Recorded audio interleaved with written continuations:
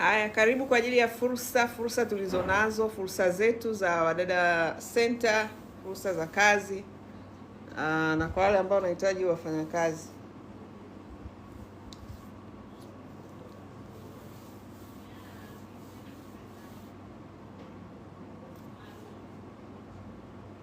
Unahitaji mfanyakazi, unahitaji kazi, karibu. Una swali lolote kuhusu kazi, kuhusu mfanyakazi, karibu. Una swali lolote kuhusiana na huduma yetu hapa Wadada Center, karibu. Linston,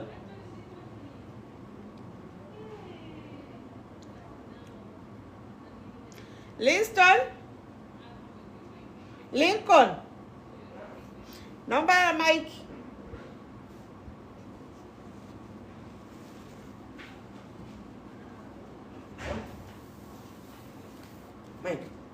Mike. Mimi nakupenda tu, nimejifunza mengi kupitia wewe. Haya, nashukuru, karibu. Hiyo ndo kazi yangu.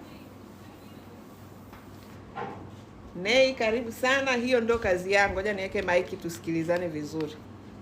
Nafikiri si nipunguzie, ni feni ni AC. Unasikia kama napiga. Sasa ngoja niweke maiki, alafu utaniambia kama tunasikilizana vizuri.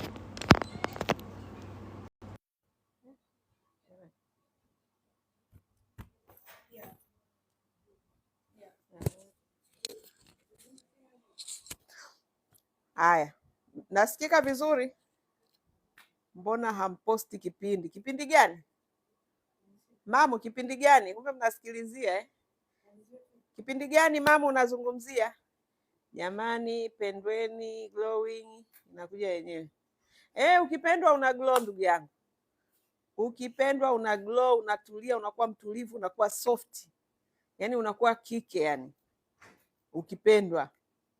Ila ukikutana na frustration utapiga mayowe, utaonekana kama kichaa. Tunakusikia. Thank you very much. Asante sana Hafufu, sijui Hafufu. Asante Hafufu. Hiyo ni mimba au ndio ulivyo? Yaani wewe utakuwa mgeni kwenye peji yangu. Watakwambia kama ni mimba au ndio nilivyo. Umekuwa kibonge, ndio mambo hayo. Dada Joy, Mungu azidi kukulinda wewe na mume wako. Amina. Neli, nashukuru. Asante. I'm glad you are happy Joyce, maana ulipitia mengi binadamu lazima upitie kwenye mapito. Ndugu yangu, kupita hakukwepeki. Ukishazaliwa hapa duniani unapitishwa tu, maana ndio hivyo. Wakati mwingine unapita ili ujifunze. Na mtu anasema ongeza sauti. Sauti ya wapi sasa? Mbona naongea kwa nguvu sana? Nina miaka 42, nitapata kazi. Kama uko strong kama mimi unapata kazi. Miaka 42 sio shida. Umejitunzaje? Umejiacha. Saa hizi ukinama mgongo unauma, ukifanya hivi basi shughuli tupu. Inakuwa ni kazi kufanya kazi. Lakini kama umejitunza, ni mtu wa mazoezi, ni mtu wa kazi. Superwoman. Miaka 42. Mbona michache?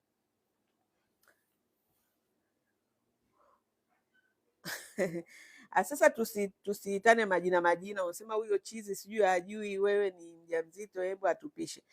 Sasa mimi sitaki kukaribisha hayo maneno ya hivyo. Tujibizane tu vizuri. Huyu atakuwa mgeni. Ndio maana mimi nimesema atakuwa mgeni kwenye peji yangu.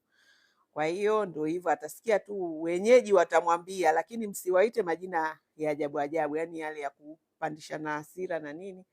Uendi George siku hizi. Jamani, nitazalia njiani. Si niwaambia nimeenda na miezi 8 na bado nafanya mazoezi. Kwa hiyo sasa hivi nime slow down kwa sababu naweza nikapata uchungu barabarani kaza. Kwa hiyo ndio sababu imefanya nime slow down. Nafanya tu mazoezi, nimepunguza sana. Kilomita 10 asubuhi na mimba ya miezi 9 ndugu, si unazaa. Kuna mtu anasema asikii, sasa sijui kwa nini. Au nitoke nirudi? Unakuaje? Eti jamani, huyu ambaye asikii ni simu yake au ni wote amnisikii? kuhusu swala la sauti, maana sasa kama sisikiki inakuwa haina maana. Fortunata, hiyo ni simu yako au? Hawasemagi miezi ya mimba. Kwa nini siseme? Yaani why nisiseme? Mimi saizi na miezi 9, kwa nini siseme? Yani kwa mfano, wapi kwenye Biblia imeandikwa hawasemagi miezi ya mimba? Mimi siishi na mambo yenu ya hofu hofu za kishetani. Shetani ndo ana hofu. Na hofu ya nini? Kama unamwamini Mungu, yani huwezi kuwa na hofu. Upo? Kwa mimi sasa hivi na miezi 9 ya mimba. Siwezi kwenda kutembea, yale mazoezi nilikuwa nafanya siwezi kufanya for now. Ndio maana nime slow down, nasubiri muujiza wangu Mungu aulete, yani nimalizie. Stella anasema, Poshi anasema tunasikia. Kwa hiyo wewe ambaye unisikii ndugu yangu, labda simu yako. Okay?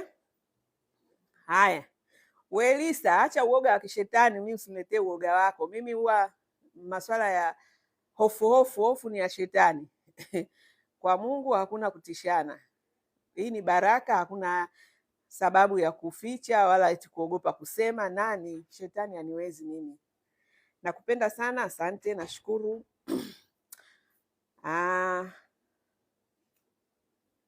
Kweli kabisa, haina nini haja ya kuwa na hofu wala mashaka. Unakuwa na hofu na nini? Ukishaona una hofu ujue wewe yani humjui Mungu. Mtu yote anayemjua Mungu hawezi kuogopa, hawezi kumwogopa shetani. Sababu shetani mwenyewe ametengenezwa, aliumbwa na Mungu na alivyokosea alitupwa huko na tumeshamshinda. Kwa wale ambao tunamwamini Yesu Kristo tunajua tulishamkanyaga, tulishamshinda. Sasa anitishe nini? Anitishe ili iweje? Kwa hiyo ndio hivyo. Ukiona unaogopa, nuru huijui. Unajua zaidi ya shetani kuliko ya Mungu, ndio maana unaogopa. Na shetani ukimkaribisha ndio hivyo. Mimba hupati, ukipata zitatoka. Yaani mambo ni mengi, matatizo ni mengi, utaishi kwa stress, utaishi kwa hofu. Maisha yanakuwa vulu vulu. Lakini kama una amani yako, unajua Mungu ndio kila kitu, mweza wa yote. Akiamua yeye kwenye maisha yako, yani ameamua. Hakuna kitu kingine kitakachokuogopesha.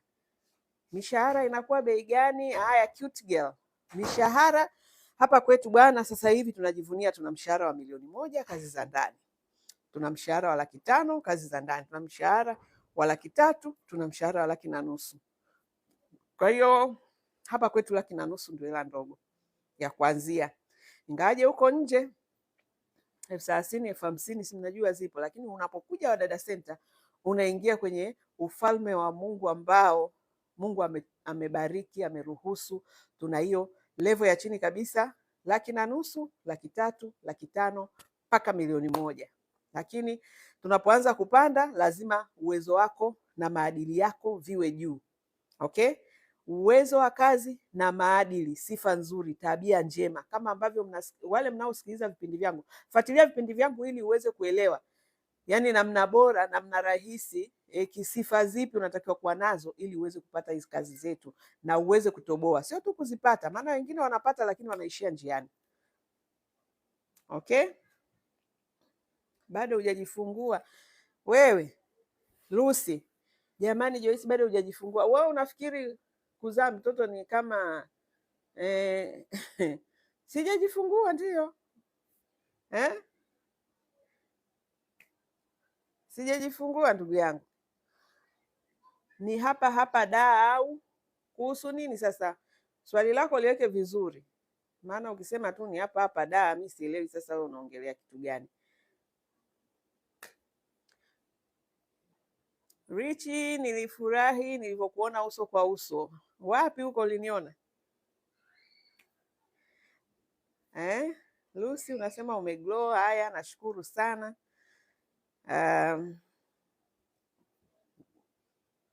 Nimeglow. Na mimba ya miezi 9 hapa nimeglow jamani. Na mimba zinajuaga kutubadilisha. Baby girl coming soon. Why Grace unasema baby girl coming soon? Kwa nini mnahisi huyu ni baby girl? Wale mnaosema baby girl, wengine wanasema baby boy. Why? Hebu nipeni sababu za kufikiri nazaa mtoto wa kike au wa kiume. Wewe Grace, kitu gani kinakufanya useme mimi nazaa mtoto wa kike?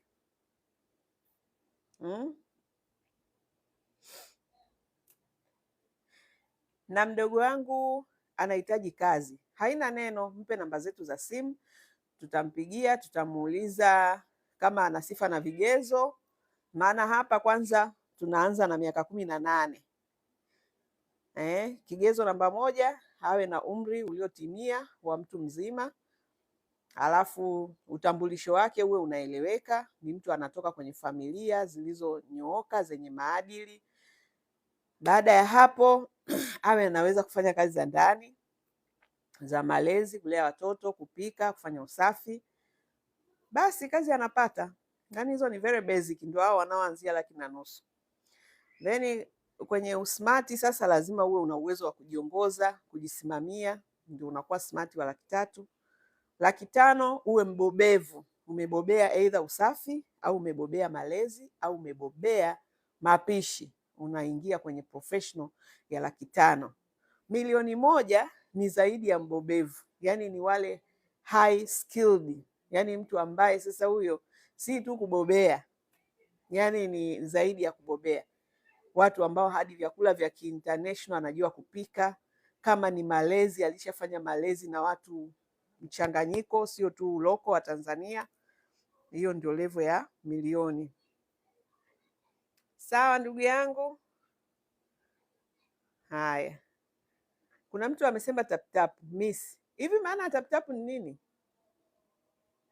Blessing unasema dada kwema kabisa.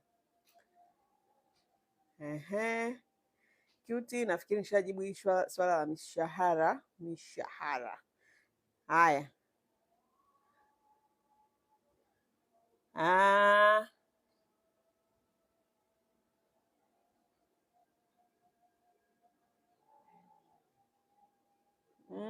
Nani? Hasa hizi user ambazo zina namba tu, sio hata nitakuwa nazihitaje, lakini kuna mmoja anasema nakupenda sana dada yangu, natamani siku moja nikuone ili nipate elimu zaidi, najua utanisaidia. Sasa hapa naomba niseme kwa wale wanaotaka kuniona, yani unataka kupata consultation, whether kuniona kwa live au kuongea kupitia hizi mifumo iliyopo, kunaweza mkaongea kupitia Zoom, kupitia WhatsApp, kupitia chochote kile, lakini unataka 1-to-1 ile, yani ya moja kwa moja, jamani, hizo nafanya consultation, hiyo ndio biashara yangu. Kwa hiyo sijajua jina lako hapo halipo, lakini wewe unatamani kuniona kwa sababu unajua nitasaidia. Ni kweli, yani nitakusaidia vibaya mno, vizuri sana, kwa sababu hiyo ndio kazi yangu ambayo namuomba Mungu kila siku anipe maarifa zaidi, kama Suleiman alivyoomba hekima na baadaye kupitia ile hekima ilimpa utajiri. Kwa hiyo sasa mimi nafanya consultation. Najua ni kitu kigeni, labda kipya, lakini haina shida. Najua kuna wale watu wenye smart, watu wenye akili, wanajua kabisa kwa content zangu ambazo na share, anajua kabisa huyu mtu kama tu kwenye hizi content nazo share zinakujenga, zinakusaidia, zinakuongoza, unajua kabisa ukilipia consultation na uwezo wa kusaidia zaidi. Kwa hao ndio watu ambao nawatarget, sio kila mtu, ila wale ambao wanaweza kwanza watambue kwamba kuna kitu ambacho ninacho kwa ajili yao, kwa sababu dunia ndio ilivyo. Mungu amemleta kila mtu kwa makusudi ya kundi fulani la watu, lakini hilo kundi la hao watu lazima waweke thamani katika kile unachowapa. Kwa hiyo ndugu yangu, sio tu unatamani unione ili kusaidie zaidi, jipange. Kama unataka kuniona haina shida, ila tu ujue ni consultation. Unaona hapo, piga simu kasema jamani, nataka kuongea na dada Joyce au nataka kuja kumuona au nini, ukaambiwa kuna gharama za kulipia, usishtuke. Hiyo ndio biashara yangu, nimewekeza kwa muda mrefu na bado naendelea kuwekeza, kutafuta maarifa kwa ajili ya kutoa ushauri, kufanya hizo training, kutoa hizo consultation zitakazokujenga. Haya, na imani hiyo imeeleweka.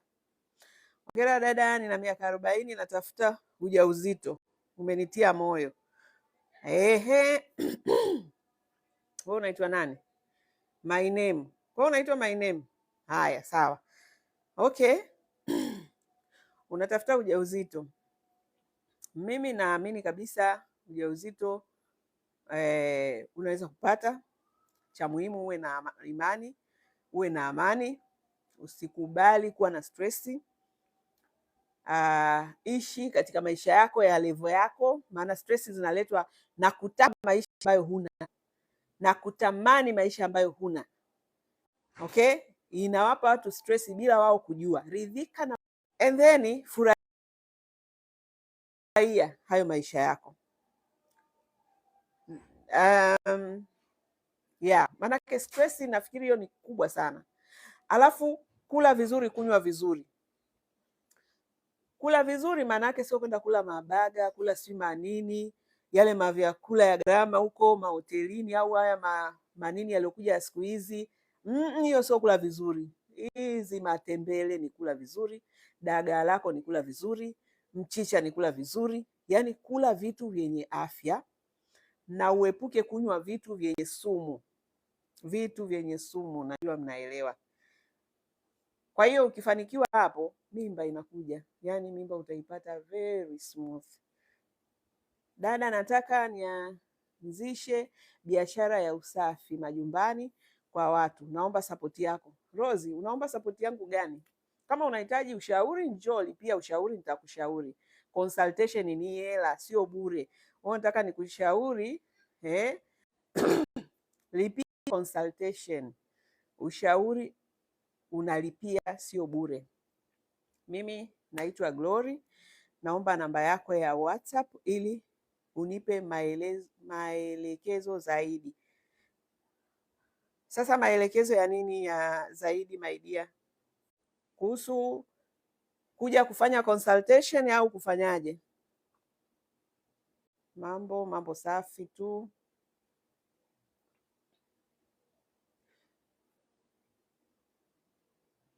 Naweza beki keki, kupika, usafi. Sasa hapo nafikiri unazungumzia issue za kazi. Mama umesema naweza beki keki nini? Jamani, kazi za ndani sio kwenda kupikia watu keki. Si ndio? Hiyo ukiwa na vitu ambavyo kazi za ndani kwanza ni mapishi basic. Kazi hizi za yani vyakula ambavyo Watanzania wanakula. Sidhani kama kuna nyumba inakula keki, inaishi kwa kula keki, asubuhi keki, mchana keki, jioni keki. Ukijua ujuzi wa kibiashara au ujuzi ambao ni extra, kwa mfano ukasema hata najua kupika biriani. Biriani sio chakula cha Kitanzania ambacho watu wanakula kila siku. Kwa hiyo ni kitu kizuri kukijua, ni extra, kinakuongezea CV. Lakini vitu vya msingi vya kujua ni vile vyakula vinavyoliwa na Watanzania kila siku. Asubuhi, chapati, mandazi, labda vitumbua, sijui nini. Yaani vile vitu vya asubuhi ambavyo ni nomo, ujue kuvitengeneza vizuri. Maana mtu mwingine chapati yenyewe tu, wadada wengi 90% ngapi wanapita hapa, chapati hajui kupika na anataka kwenda kufanya kazi za ndani. Atakwambia tu najua chapati za maji, kwa sababu za maji ni rahisi. Unakoroga tu nani yako umetia hapo. Lakini ile chapati laini ambayo unaipika leo, bado kesho ni laini, kesho kutwa ni laini, wengi wanachemka. Lakini ni kitu ambacho unaweza kujifunza. Ila tu kwa sababu ya uvivu na uzembe watu wataka kuwekeza na bado wanatafuta hela kupitia hiyo njia. Sasa inawezekanaje? So, ndugu yangu unayejua keki, it is very good. Mkulaya hapo. Unajua kupika, kubeki keki. Hiyo ni nzuri, extra. Yaani ungesema kwanza unajua kupika vitu vingine vya kawaida, alafu ukaweka na keki na kuona wewe bonge la mjanja. Lakini ukianza tu unajua kupika keki alafu nataka kuja kwenye kazi zetu, huo ni mtihani. Hakuna mtu atakuajiri kwa sababu ya kupika keki. Unless kama unaenda kuomba kazi bakery, watu ambao wana beki, wanafanya biashara hizo, sawa. Lakini kwa kazi zetu za ndani, jua kupika vyakula vya kawaida, vitafunwa vya asubuhi, vyakula vinavyoliwa mchana na jioni. Weka kwanza ujuzi wako hapo, alafu sasa ndio uongeze hivyo vingine vya kibiashara. Mkulaya na imani umeelewa. Okay? Haya.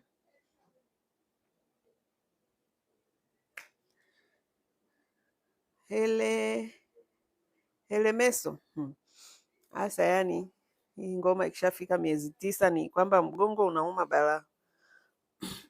Mimi najua niko Omani, nikirudi nitafutie kazi nzuri. Kwanza sisemi kwa ubaya, lakini kuna watu wengi wametoka huko Omani bado wako very basic, yani ujuzi wao ni mdogo sana. Kwa hiyo nataka nikupe changamoto kwamba sawa, kuwa Omani sisi haitupitishi kwamba huyu mtu ni anajua. Hapana, lazima tukujaribishe. Hapa kwetu tuna utaratibu wa kujaribisha. Mtu akija anasema ametoka sijui wapi, haijalishi ulikotoka, unakuja hapa, kama ni jiko tunakupa, kama ni usafi tunakupa kwenye vitengo vya usafi, then ndio tunakupima kweli unajua. Kwa hiyo kama uko Omani well and good, lakini utakapokuja hapa lazima upite kwenye viwango vyetu, then tukiona unajua haina shida, kazi zipo, utapata.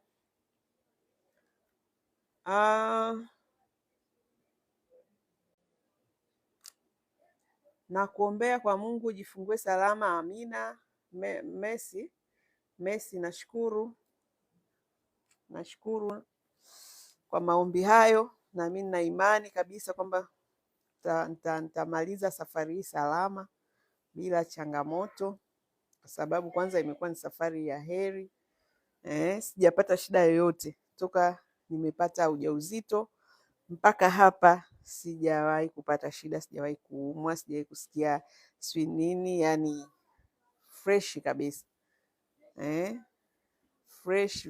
Fresh kabisa, yani mpaka hapa super. Namshukuru Mungu na nina imani sasa kwenye hii ungwe ya mwisho kumaliza hapa, naamini tutamalizia tu vizuri bila shida yoyote. Okay.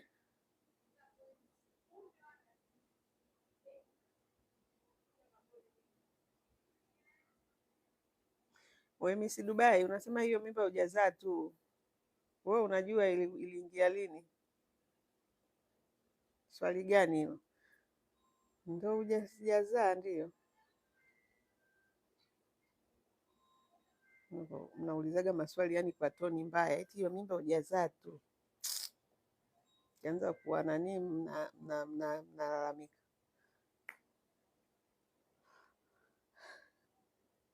Sikiliza nani, kuna mtu hapa unaomba namba yangu WhatsApp. Naomba wewe uniandikie DM unachokitafuta, ndio nitakupa namba. Utaniandikia DM hapo, unataka nini? Niandikie tu kwenye inbox. Nikitoka live nitasoma inbox yako, then nitakuelekeza kama kama tunaongea lugha moja, basi nitakutumia WhatsApp yangu, haina neno. Hata hujaharibika sura wala pua, hongera jamani. Mimi sijui kwa nini niko very positive. Sio kuharibika, ni process ya kuleta uhai duniani. Mbona mnasema kuharibika? Kuharibika sura, sijui pua, au kunenepa, au kupasuka, tumbo linakuwa linapasuka. Hizo ni process nzuri kabisa za kuleta uhai duniani. Msichukulie kama kuharibika. Ukichukulia ni kuharibika, yani naona kama yani hiyo sio nisemeje, yani kuna namna naona amuiweki sawa. Yani hiyo process yani enjoy process. Pua ikiwa kubwa, sura sijui ikifanyaje, sijui kama yani mabadiliko yote utakayoyapata kwenye mwili wako, hata kama umepasuka, enjoy. Hiyo ndio process ya kuleta uhai, hiyo ndio gharama ya kuleta uhai. Yani hiyo ndio bondi yako na watoto wako. Usichukulie kwamba nimeharibika. Hamna kitu kama kuharibika. It's a process. Haurudi nyuma, unaenda mbele. Unaenda mbele, utanyonyesha, maziwa yako yatashuka. Yani usichukulie kama nini. Sasa hivi naona kuna pressure kubwa ya kujaribu kurudisha maziwa.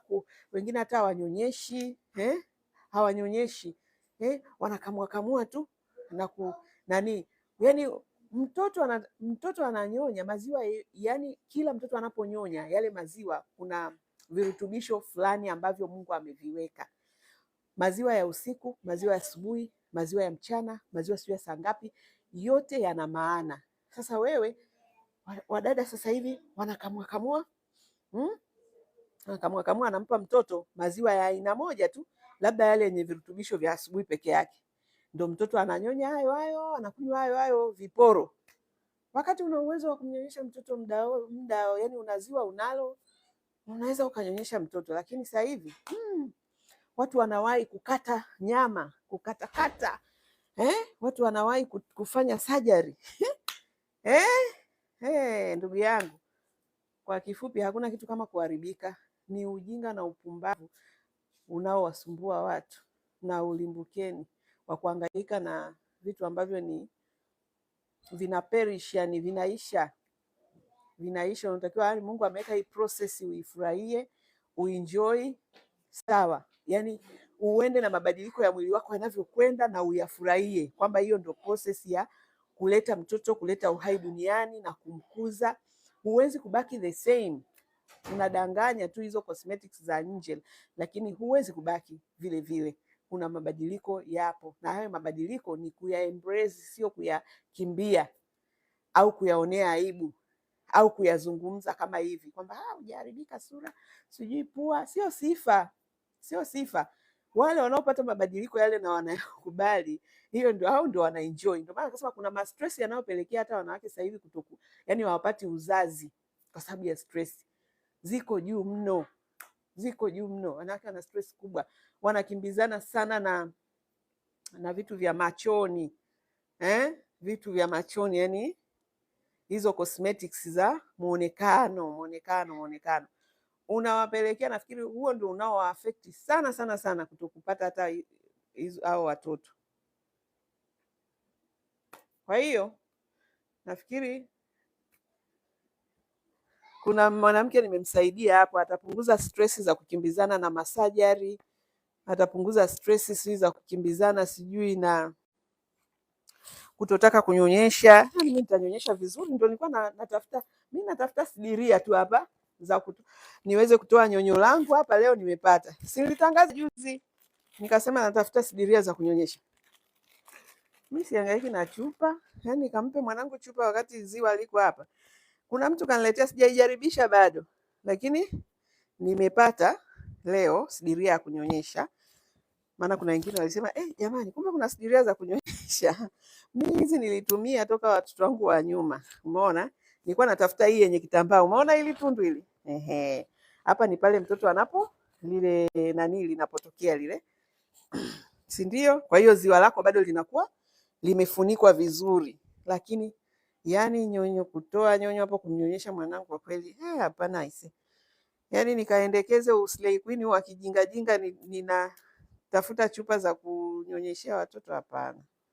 Sio saizi. Yani saizi, yani kitoto kikizaliwa tu bado kidunchu ambacho kinatakiwa kunyonya, anajaziwa machupa hapo na anaanza kunyweshwa maziwa viporo. Anyway, umezipata wapi? Kuna duka moja hivi Sinza. Sasa mimi sitaki kutaja hapa kwa sababu hawajanilipa. Nimenunua, nimetoa hela. Umeona nimetoa hela. Kwa hiyo siwezi tangaza ovyo nani. Wakinilipa ndio nitawatangaza. Labda tu mtu mmoja mmoja ukija DM nitakuelekeza. Lakini sinaniliu. Ndio maana mimi nilivyokuwa nilisema mtu anayeuza anitafute, na wao ndio wakanitafuta direct. Umeona? Kwa hiyo sasa muombe Mungu akuepushe na changamoto ya maziwa. Changamoto ya maziwa kivipi yani? Wewe unaisema yani mnapendaga, yani kuna vitu mnakimbiliaga. Muombe Mungu. Hata nilivyokuwa tu hivi toka mwanzoni nafanya mazoezi. Umeona ujinga wenu huo. Na yani nasema hivi kwa sababu wengi ni wajinga na wengi mnapendaga kujishika kwenye huo upumbavu, mnajificha kwa uvivu wenu na vitu vyenu vya kijinga jinga. Wewe unayesema muombe Mungu changamoto ya maziwa. Yaani changamoto ya maziwa ndio inafanya watu wakamue maziwa wake kwenye chupa? Hamna. Tena kutokunyonyesha ndio maziwa yatoke. Ukitaka maziwa yatoke, nyonyesha mtoto muda wote, mweke kwenye nyonyo. Muda wote mweke mtoto kwenye nyonyo. Umweke mtoto kwenye nyonyo, unafikiri maziwa yatatokea wapi? Kuna homoni ambazo mtoto anavonyonya ndio maziwa yanazidi kutoka. Zile ndio ana stimulate vitu vinatoka. Nyinyi ujinga wenu, upumbavu wenu, umekaa siku nzima hujanyonyesha, afu nataka maziwa yatoke. Yatatokea wapi? Kwa hiyo koma kabisa, usinilete ujinga wako hapa. Eti omba Mungu siji maziwa usipate changamoto ya maziwa. Changamoto za maziwa mnazipata wenyewe kwa upumbavu wenu. Kwa sababu hutaki kunyonyesha. Wewe unataka uweke tu kipampu chako hapa asubuhi, kutwa nzima huko unazurura, au huko umebana mikanda yako, umebana butsi zako, hutaki maziwa yalale, hutaki kunyonyesha mtoto maziwa atalala, alafu unasema omba Mungu maziwa usipate changamoto ya maziwa. Uwe koma cheni huo upumbavu wenu huo. Huo nyie maziwa yatoki kwa ajili ya ujinga. Ndio unaowafanya mnakosa maziwa. Umeelewa? Haya. Mimi ujinga hapana. Sawa? Mpaka umenipoteza pointi yangu. Maana kuna vitu vyenu vya kijinga hapa mnaviletaga. Sitaki kabisa kuvisikia. Sijakuona Rungwe bichi. Ndugu yangu, sasa hivi niko miezi 9 ishafika. Rungwe nije nikizalia huko. Mtu wa mtindo bora. Ngoja kwanza nishushe kitu. Nitakuja, nitarudi kwenye mazoezi. Maisha yangu mimi ni mazoezi. Ndio maana unaniona ni superwoman. Maisha yangu ni mazoezi. We umri umeenda. Umeenda wapi wewe Loveness, acha upumbavu. Umri umeenda. Umri kwenda ni lazima, hata wewe unaenda. Lakini unaendaje? Mpaka sasa hivi ndio hivyo kama unavyoniona hot mama, super mama.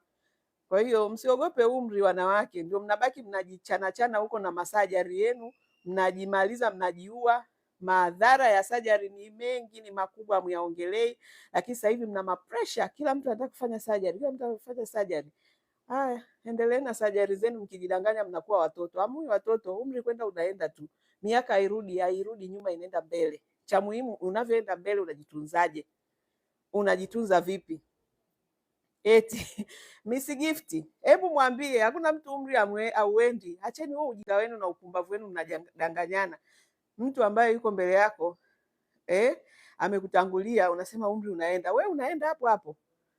Ni sawa na mtu unayepita kwenye makaburi. Hivyo unafikiri unavyopita makaburini unajiona wewe mjanja sana? Na wewe kuna siku yako inakuja ambayo na wewe utaingia hapo. Kwa acheni ujinga. Yaani hapa miaka 46 niliyopo leo unakuja hapa. Kama hujafika unafika hapa. Na mimi leo nitafika pale mama yangu alipo. Yuko sio miaka yake 60, aliyeko miaka 70, naenda pale. Siwezi kusema umri umeenda. Huo ni ujinga, huko ni kujidanganya. Na hayo ndio matakataka mengi mmejaza vichwani mwenu. Mnahangaishwa na cosmetics. Anyway, nitoke kwenye upumbavu wenu sasa. Nisome message. Yaani mtu anajikuta anasema umri ume si ndio na nyie si ndio mnawasikiliza, mnaanza kupata mahofu, mnaishi kwa mapresha na kisa mnaambiwa umri umeenda. Nani asiye umri usienda? Kuna mtu umri umesimama? Hakuna mtu umri utasimama hata siku moja. Jamani, sasa sitiongelee fursa za kazi. Na nyie mmekuja tu kwenye mambo, mnapendaga sana hivi vitu. Umenenepa sana. Hawa nimenenepa kwa raha zangu bibi we. Kwa raha zangu sinenepe kwa nini? Na mimba hapa, mwanangu anakuja sasa hivi miezi 9 tayari. Nina mume, nina familia yangu nzuri. Kwa nini sinenepe hawa wangu? Haka niache nenepe bibi, na sina stress. Hayo mambo yenu ya kuogopa kunenepa si nini? Mimi najua. Yaani hizi ni process za uzazi zinajulikana. Lazima kuna mabadiliko ya mwili. Kwa hiyo mimi kazi yangu ni kufurahia, ni kuenjoy. Si ndio? Ni kuenjoy. Lipua likubwa kabisa. Yaani naliendelee kutanuka, yaani lifike huku. Mnachekesha. Lipua likubwa. Bado. Yaani iwe kubwa ifike wapi huko? Mimi ndio na enjoy kabisa. Iwe kubwa kweli. Mimi natishika eti pua kubwa. Yaani pua kubwa, sura ipinde, ifanyeje? That is a process. Hiyo ni process ya maisha. Haya, mwingine anasema uzeeki, mwingine anasema unazeeka, basi changamoto tafrani. Huyo ndio mtoto wako wa kwanza? Hapana, mtoto wangu wa 3. Na hii nimeiona. Mwingine anasema anavyojishauri utafikiri mtoto wake wa kwanza. Jamani, mtoto ni mtoto. Kila mtoto anakuja na experience yake. Kwa hiyo hakuna kusema eti nitafurahia mtoto wa kwanza kwa hiyo wa pili asifurahiwe au wa 3 asifurahiwe. Huo si ni ujinga huo? Ndio yani sijawahi kuona yani hizi akili sijui. Lakini mtoto wangu huyu ni wa 3 na namfurahia zaidi. Yani namfurahia vile ninavyoweza. Kwa sababu kila mtu ana momenti yake. Sasa ngoja tu nitangaze, kwa sababu kuna ujinga ambao mimi siendekezi. Najibu vitu ambavyo vinaweza vikawasaidia mkatoka kwenye huo ujinga wenu, lakini ukileta tu matusi na kupiga block unaenda. Okay? Mimi usiletee kabisa mambo ya kijinga jinga. Yaani ukiweka tu upumbavu na kuweka block hakuna shida, kwani kuna stress. Mimi sitafuti followers, sitafuti likes. Niko hapa kwa ajili ya watu maalum ambao wanaweza kunufaika na ushauri wangu, wanaweza kunufaika na content zangu.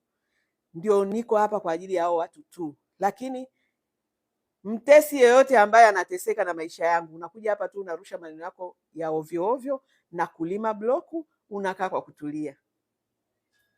Ngoja nianze na wewe Nicholas. Ngoja nimalizane na wewe, sijui Nicholas nani. Piga bloku, confirm, kuisha habari. Haya, tuanze sasa. Nicholas Grace, nimeshamalizana na wewe. Joyce, vipi? Utapataje msichana wa kazi? Tumia na mawasiliano yetu ya ofisini. Hivi pua inaanza kutanuka muda gani? Inaanza kutanuka muda wowote, muda wowote unapoanza safari ya ujauzito, mtu au mdudu. Haya, ngoja nimalizane na wewe. Kama wewe unaona mdudu au ni mtu, basi utajua. Mbona wewe hainipi option? Hai hapa. Thank you very much. Haya, wewe user yako inayoishia na 32 tumemalizana. Hizo nywele zako Nana? Hapana, hizi sio nywele zangu, hizi sio nywele zangu. Masuala ya nywele nishaekaga. Mimi natumia Brazilian hair, lakini nikiweka mara moja tu. Hii sasa hivi inakaribia mwaka na muda gani Yeah. Natumiaga Brazilian hair na napenda muonekano ambao nakaa nao muda mrefu. Mimi sio yule mtu wa saluni kilo hiki niende saluni nikabadilishe nywele. Yaani mimi nikishaweka hizi uwaga tu ni ku retouch nyumbani. Yaani inakuwa tu kama nywele yako. Hongera for nani? 40 million. Hongera, Bwana Yesu akutunze, ujifungue salama. Amina, amina, nashukuru sana. Mimi watoto wangu wote nimekuwa tu na maisha, yaani mimi huwa nafanya kazi mpaka siku ile natoka naenda zangu leba. Kwa hiyo na kazi zangu mnazijua, kazi za TV, kazi za, kwa sababu watoto wawili nilozaa wakati huo nilikuwa kwenye TV. Sasa hivi niko kwenye social media, kwenye TV nimetoka. Kwa hiyo huwa nakuaga kazini, yaani hata sasa hivi tunaona niko kazini na nimebakisha tu siku hapa. Nishakamilisha wiki 40. Kwa hiyo nina siku tu hapa nasubiria. Kwa hiyo niko hivyo. Sasa sijajua wewe unasema hivi mnajipodoa mkiwa wajawazito, mbona mimi siwezi? Mimi watoto wangu wote mwanzo mwisho nafanya makeup na yaani nafanya kila kitu. Hakuna wakati nasema nimeshindwa kufanya kitu. Kwa hiyo sijajua sasa hali tu ya kama vile wengine nao waona mimi, yaani kama wanachukulia tu ile kwamba ukishapata mimba yaani kama sasa ndio madera mwanzo mwisho. Ngoja nikuonyeshe hapa kwanza nilichokivaa. Hapa nimevaa zangu hii na kaptula Nasema mimba ina miezi 9 hii, si ndio? Sasa mimi naonaga sijaivaa dera toka yani sijavaa dera hata siku moja. Ndio niko mwezi wa 9 tayari huu. Sijavaa dera. Lakini nywele ndo kama hivyo, nimeweka nywele yangu nzuri ambayo niwe na mimba sina mimba huwa naiweka. Lakini nafanya makeup kama hivi kawaida. Sasa mimi nasemaga hivi, na mimi wakati wewe unasema mnafanyaga makeup mbona mimi siwezi, na mimi wanasema mbona mimi siwezagi kuvaa madera na nikajiacha. Unakuta mtu kasuka nywele zake zile za 20 kilioni na zimefumuka, zinamba, zimepauka, alafu kapiga hapo na dera lake, alafu kapauka usoni, yani lips zimepauka, yani yuko hoi. Mimi nikiwaonaga wanawake wa hivyo nasema Mungu wangu, yani kweli hivi ni kwa sababu ni mimba tu hii au ni nini? Mbona mimi siwezi? Kwa hiyo wakati wewe unashangaa mbona wewe huwezi kufanya makeup na kuvaa, yani kuendelea kuvaa hivi kawaida manake, yani hivi nilikuwa navaa kabla sijapata mimba, na sasa hivi ikiwa na mimba bado navaa hivyo hivyo, si ndio? Na mimi najisemea jamani, mbona mimi siwezi haya madera afu nijiache nimepauka, makeup hakuna, sijaoga, nanuka jasho, ni nini hiki? Na mimi huwa nashangaa mwenzangu, kwa hiyo tunashangaana. Eti miaka 46 inamhusu hata awe na miaka 70. Mwacheni dada, tena wanikome mbwa kabisa hao, wanikome kabisa, wasinizoee. Najua dada Joy utajifungua kijana. Nimewauliza kwa nini mnasema wengine kijana wengine msichana Mungu akutangulie Wajina. Haya, nashukuru Wajina. Dada Joy jinsia gani sijui, tunasubiri surprise. Watu wanajiendekeza hatari. Mi sijasema kama wanajiendekeza kwa kweli. Lopez, hayo maneno ya kwako ulosema, ila na mimi huwa nawashangaa kama mnavyonishangaa mpaka saa hizi bado najivalia vikaptula, bado sijui navaaje vimini, bado sijui navaa vinini. Na mimi mwenzenu huwa nawashangaa mnavyojiacha na madera yenu, mmepauka kama mmepigwa bomu na nywele zenu za minyoosho iliyo bora, minyoosho ambayo inang'aa shtuka minyoosho yako yani safi, lakini minyoosho imepauka, ina kama umeikuna kuna, kwa hiyo ile nani inaitwa nini, mba zimekuja yani kama umemwagiwa unga kichwani, alafu hapo umepiga bonge la dera, alafu hapo unanuka na kikwapa na kijasho fulani. Nikiangalia hivi na mimi mwenyewe nachoka, nasema ndio mimba tu au kuna kingine? Haya, ndio hivyo. Mi huwa naumwa sana jamani, sidhani kama nitakumbuka makeup. Pole pole pole pole pole. Pole mwaya. Najua hizo nywele zako? Hapana, sio nywele zangu. Ukoko huo, ukoko upi? Ukoko upi huo? Ni ukoko. Ukoko upi? Rahel sijui. Mimi nina fote, niko Omani. Nilijua basi sitazaa tena nikirudi. Ulijua utazaa tena kivipi? Wema ni mzuri sana. Gadson Karabwe, nashukuru sana. Asante. Naisi ongera Wajina, asante sana. Joyce Msemo, Mariamu, Yesu akutunze. Dajoy, asante. Tina unasema mimi nakupenda, una rangi nzuri na sura yako nzuri. Asante mwaya. Lopez, umerudi, unasemaje? Wanapenda na utumbo wa kuku na pilipili mixa mikate. Dajoy, unachefukwa jamani.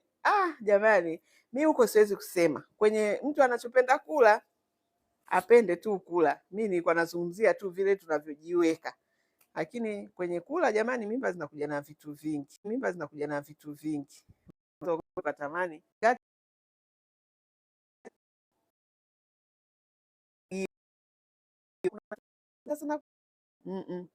mimba zangu zote, watoto wangu wawili na maliza,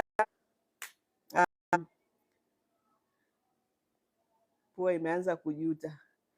Ni kawaida jamani, ni kitu kizuri yaani ni sawa sawa na kusema upate mimba afu tumbo lisiwe kubwa Mbona hamwezi kuficha tumbo, unataka kuficha pua?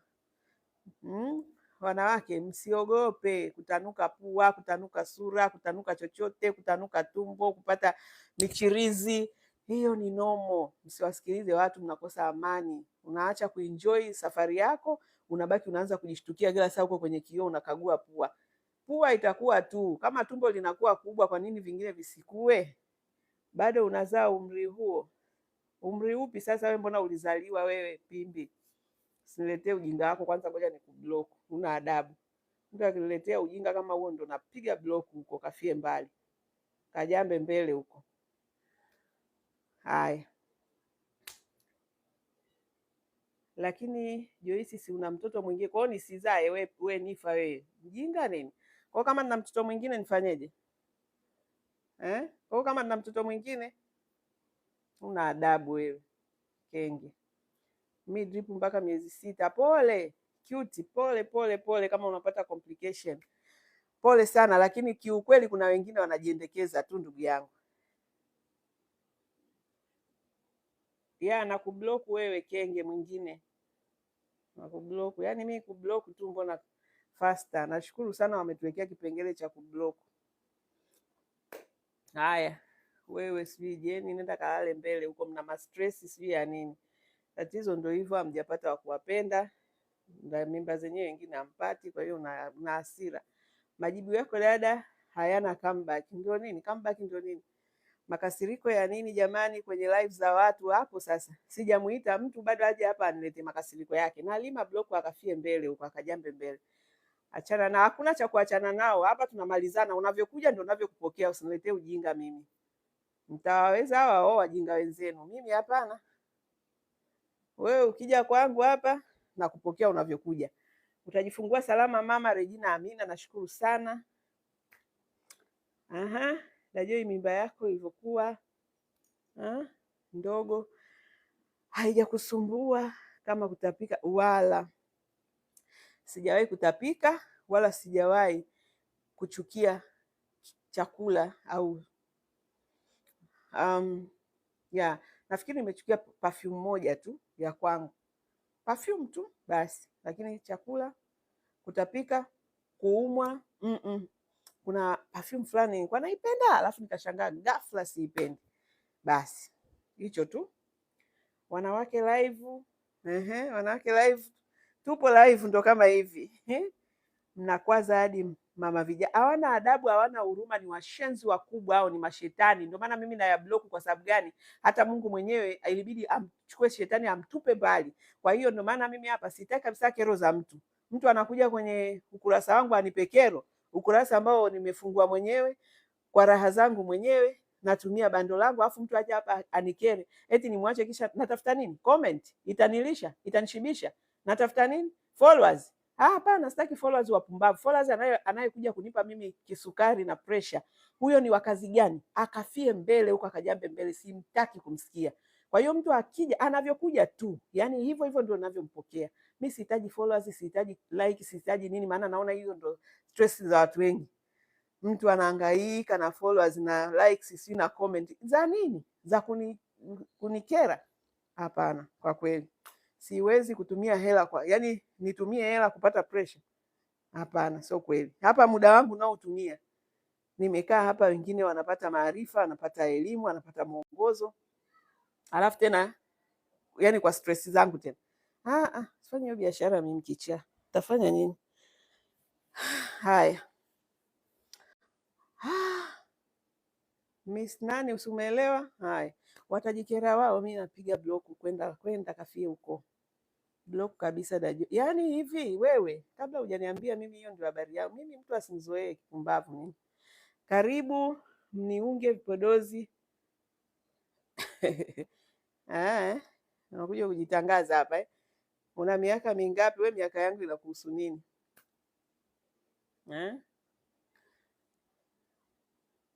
Mungu akusimamie, nakupenda sana. Amina, nashukuru. Nahitaji msichana Dajoi. Sawa. Piga namba zetu za simu. Piga namba za simu, ila wadada wetu wanaanzia 1,500,000, 300,000, 500,000, milioni 1. Maana kuna mwingine anasema nataka dada, siwezi kupata wa 50,000.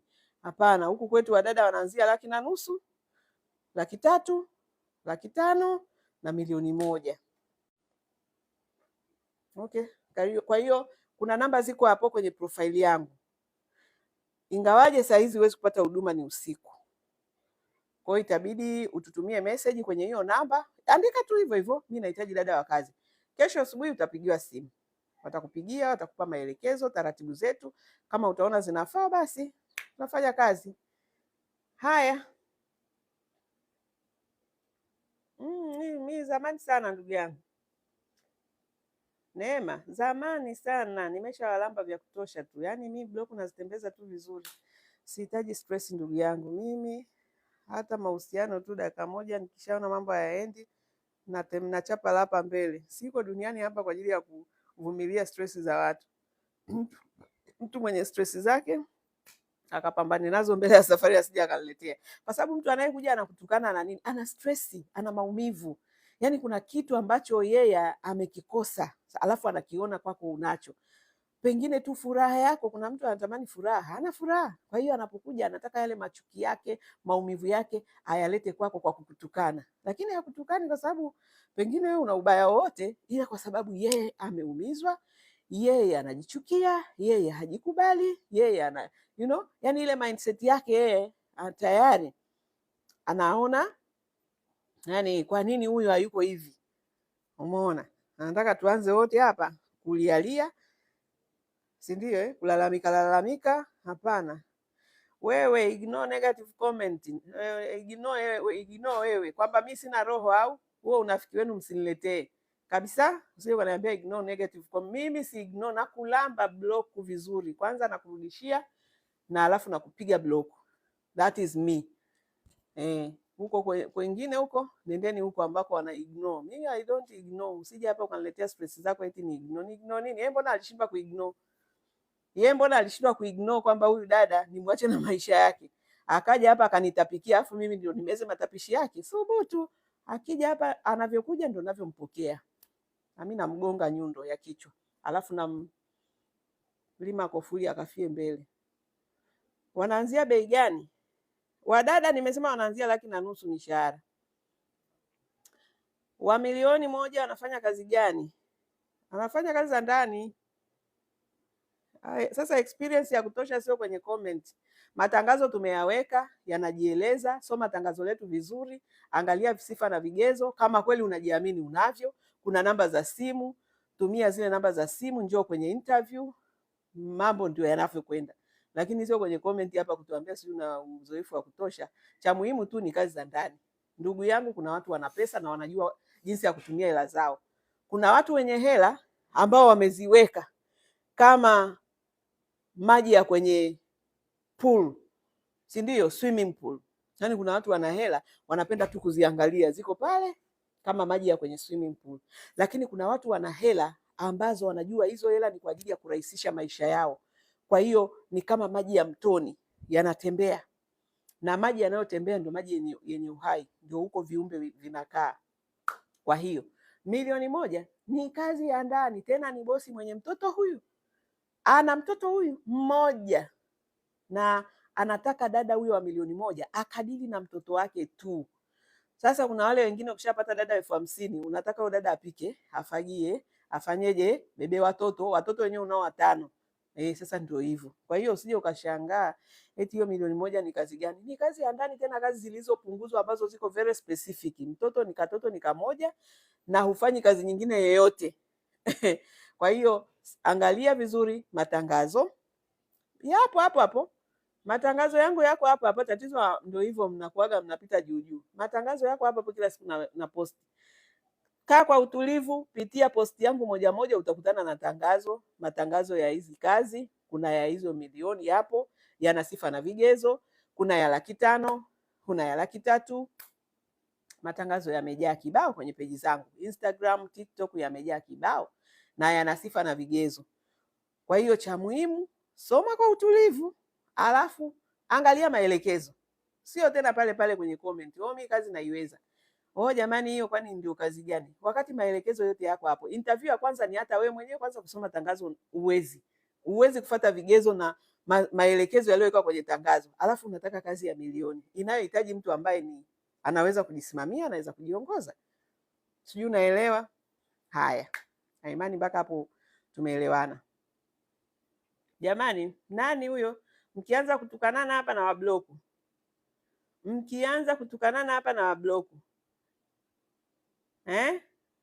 Sitaki kabisa matusi hapa. Mimi nataka watu wastaarabu ambao tunajua tunachokifanya. Huyu ni muongo, utapeli. Time will tell. Miaka 15 hapa na tapeli na kunani, si ndio? Hebu mie nikulime bloku kwanza, maana sijaelewa.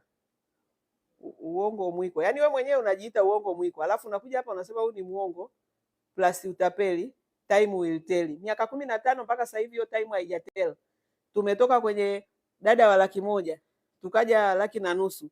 Alafu tuna wa 300,000, tuna wa 500,000. Sasa hivi tumeintroduce wa 1,000,000.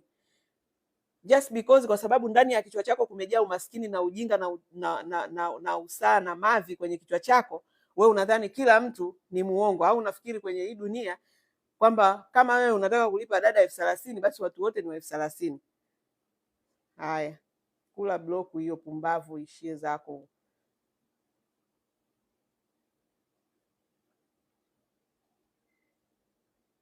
Haya, tuendelee. Haya, dada, Mungu akutangulie. Kile kipindi cha Wanawake Live kiliendaga wapi? Pale EATV. Ndio hiki kiko hapa. Wanawake Live ni Joyce Kiria. Popote Joyce Kiria alipo ndio Wanawake Live ilipo. Kwa hiyo haya ninayoyafanya ni matokeo ya Wanawake Live, kwa maana ya kuinvolve, kugrow. Sawa. Wanawake Live ilikuwa inatembelea wanawake waliokatwa mikono, walioumizwa, waliofanywaje. Sasa hivi wanawake tunawaambia waweze kujitoa kwenye umaskini ili waweze kujitetea kwenye maisha. Kwa hiyo ndio Wanawake Live. Wanawake Live ni Joyce Kiria, Joyce Kiria ni Wanawake Live. Mwita upo? Tena jina lako linaendana na huko nilitembelea sana huko kwenu, mnagecha sana wanawake. Walikatwa mikono nipo. Wale wakatwa miguu, wale mwagiwa maji ya moto. Kwa hiyo ndugu yangu, nikaja nikagundua kumbe hawa wanawake wanaonewa kwa sababu ni maskini. Ndio tukaanzisha hii miradi ya kuwasaidia wapate pa kuanzia. Wanaoweza kufanya kazi za ndani wafanye, wanaoweza kutafuta mtaji kwa namna yoyote watafute, lakini watafute maisha, wawe wasaidizi, wasiwe magolikipa. Wanapokuja kuwategemea wanaume 100%, ndio mnaanza kuwagecha gecha, kuwakatakata miguu, mikono, maji ya moto, na wanani kama kuku na wanyonyoa na maji ya moto yanayochemka hivi. Kwa hiyo ndugu yangu, nilitoka kwenye kukimbizana na kesi zile, yani unajua kureact.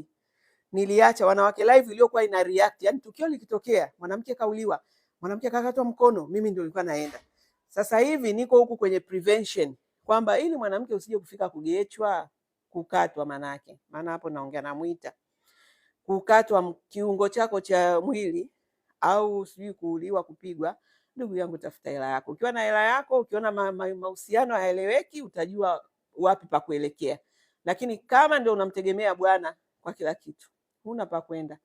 Kwenu ndio hivyo, hawakutaki kwa sababu ulishalipiwa mahari au ulishaolewa, ushapunguza kidogo mzigo wa kwenye familia yenu.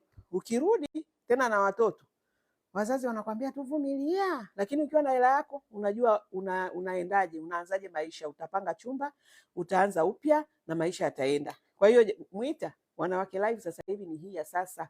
Hii inayowaambia wanawake wapambane, watafute maisha, wajiandae kiuchumi ndio waolewe, na wanapokuja kwenye familia wawe na mchango. Yaani wasije wakawa mizigo, wawe mchango, ndio wataheshimika. Upo?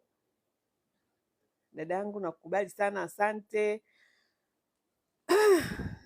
Mgongo sasa hivi, yani mimi ni mgongo tu kweli. Haya, nashukuru kweli, ndio huo ndugu yangu,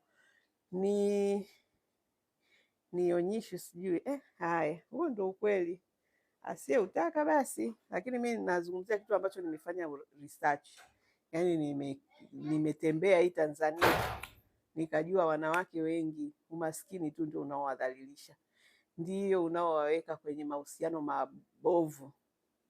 Kwa hiyo nikasema sasa dawa ni kuja kuambia ukweli. Anayetaka ukweli kuusikia ausikie na ufanyie kazi, asiyetaka aendelee, aende akaolewe huko, akawe mzigo, aone shughuli yake. Renanisa anasema kweli kabisa, nataka kazi, umri miaka 21. Kwa wewe unayetaka kazi, chukua namba yetu hapo, wasiliane na sisi, tutakupa maelekezo ya namna ya kupata kazi. Erika unasema kweli dada, asante Erika. Love from Abu Dhabi, Lufia. Haya, asante sana, umenoga Dajoi. Haya, asante Dajoi, upewe maua yako. Kiukweli mimi ulinijenga sana kuhusu kujipambania, mahusiano hayanipi pressure, ndio hivyo. Na hicho ndicho wasichokitaka wanaume wale ambao ni wakatili, wanaopenda kunyanyasa wanawake na kuwa control. Hawapendi yani mwanamke ambaye ameweza kujisimamia, hawapendi kwa sababu anajua hawezi kucontrol. Yani ukishaweza kujisimamia lazima muheshimiane na sio kupelekeshana. Kwa hiyo najua wanaume wengi wananiangaliaga kwa jicho la kwa jicho fulani yani, lakini mimi I don't care, sijali, kwa sababu mwanaume ambaye anajiamini hawezi kuogopa mwanamke anayejiweza. Actually anajua huo ni mkono wake wa pili, lakini mwanaume asiyejiamini ndio huyo anapiga mayowe. penda mno. Aneti Mali, asante sana Aneti, asante sana Aneti, nashukuru kwa mapenzi.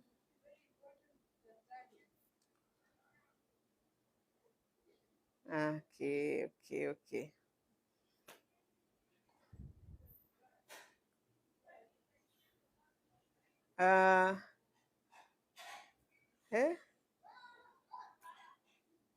Nimepita kwenye kikao cha Wasimbe, ndio nini maana yake nini?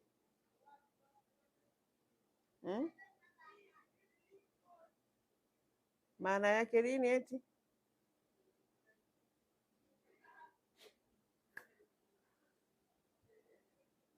mbona unaongea huku unahangaika huko, kwani unahangaika nini? Unasema mbona unaongea huku unaangalia huko, kwani huko huyo Imelda, unasemaje? Unaangalia huko? Sasa niko nyumbani, kuna mazingira, watu wanapita wanafanya shughuli zao, kwa hiyo lazima jicho litatoka litaenda huko. Vaa cheni isiyo na msalaba please. We Adamu, msalaba please. We Adamu, ushindwe shetani mkubwa wewe. Ndio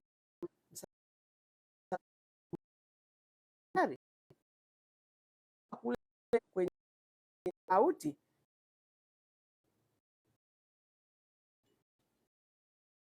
tena nitakulima block. Wewe ni shetani, ngoja nikulime block kwanza, maana unachokiongea ni kitu ambacho cheni sio na msalaba. Pumbavu kabisa.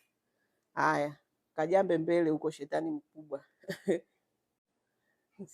Sivae cheni yenye nani.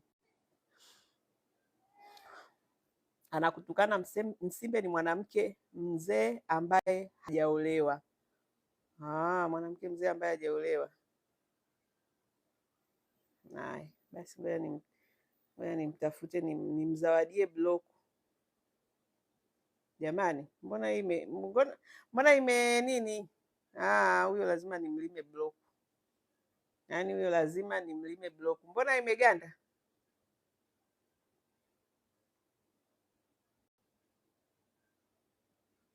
Mbona imeganda? Imeganda kwangu.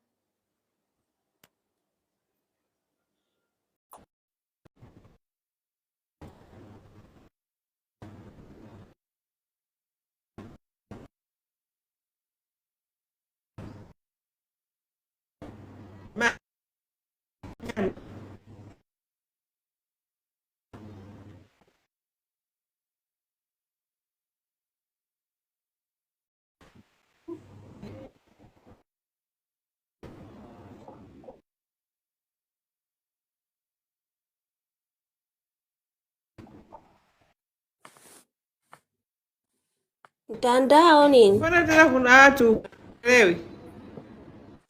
Umenitumia request shogangu. Eti umenitumia request.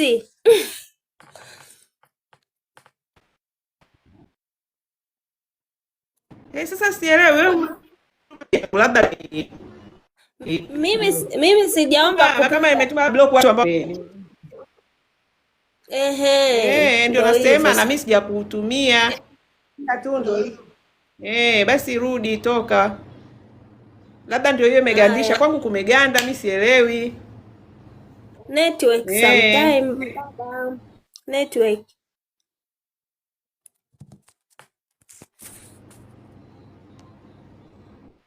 Network ni network makubwa. Kumbe kuna kutumia na request makubwa jamani. Ushamba huu, ushamba. Sijui.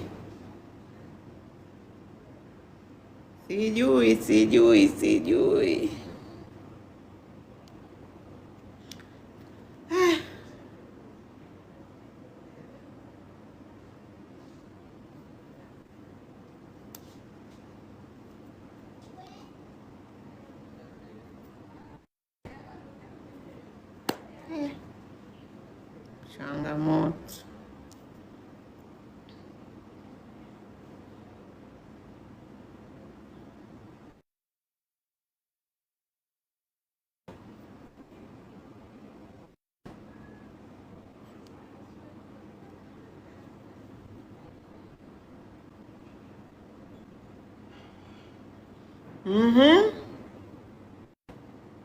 Haya, naona imerudi.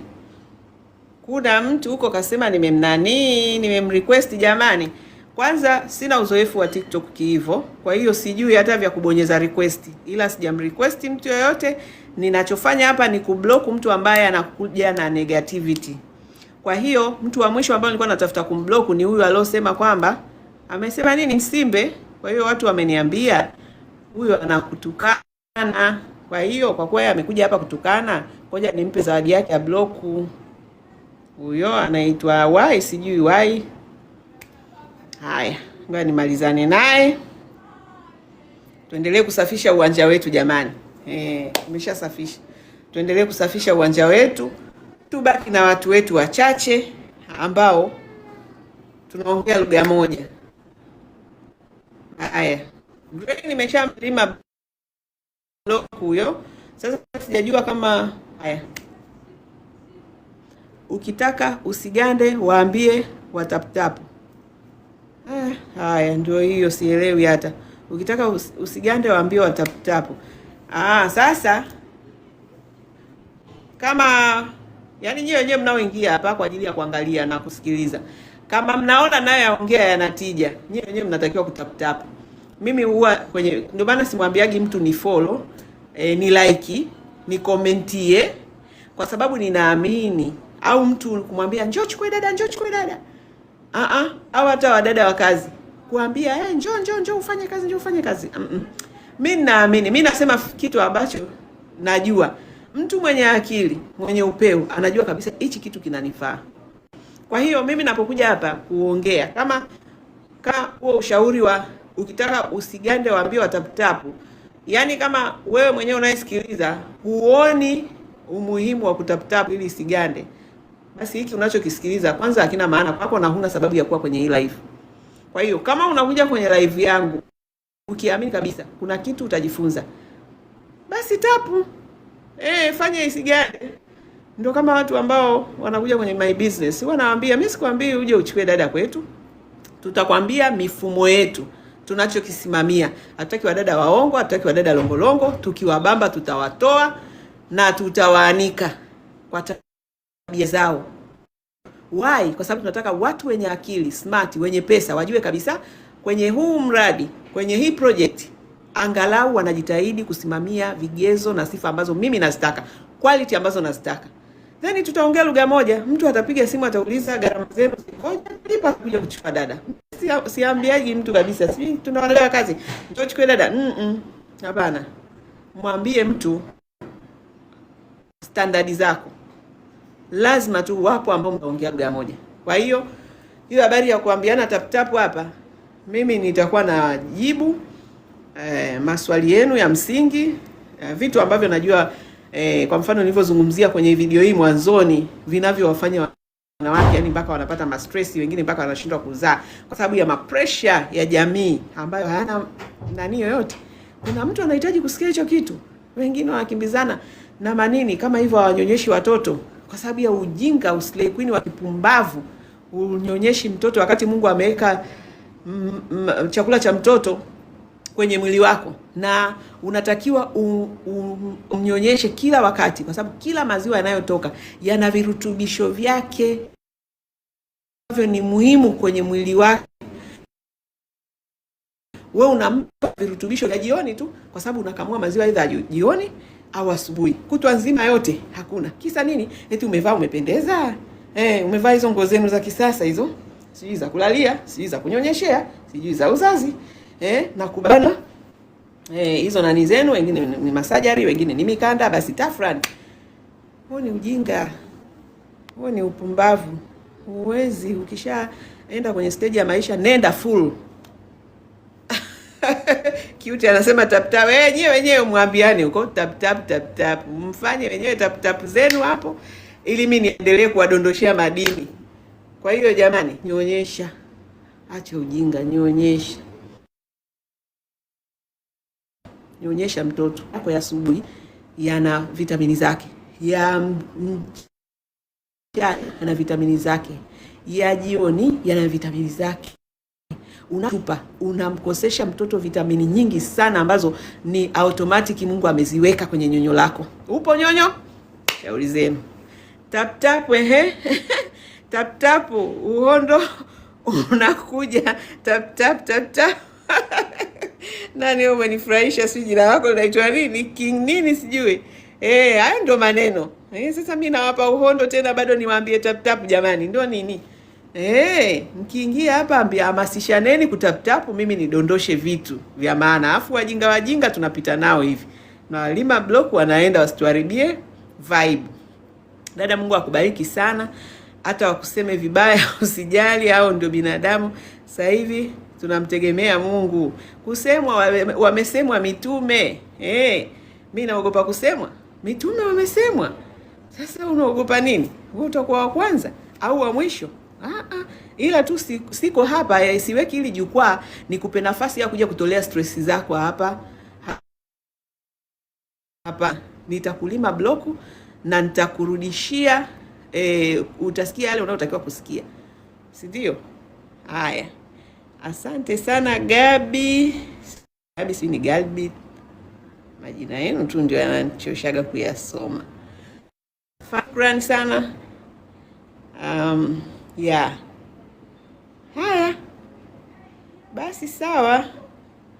Kukupenda tu dada Amina, nashukuru sana jamani. Tupendane tu, maana maisha yenyewe ndo haya. Hakuna namna sababu ya chuki. Yaani wewe, yani furaha ni kitu ambacho ni kitu kipo cha bure. Hakuna haja ya kukasirika na kumtukana mtu. Hamna. Yani tupeane tu kama hivyo, tunyanyuane, tuinuane.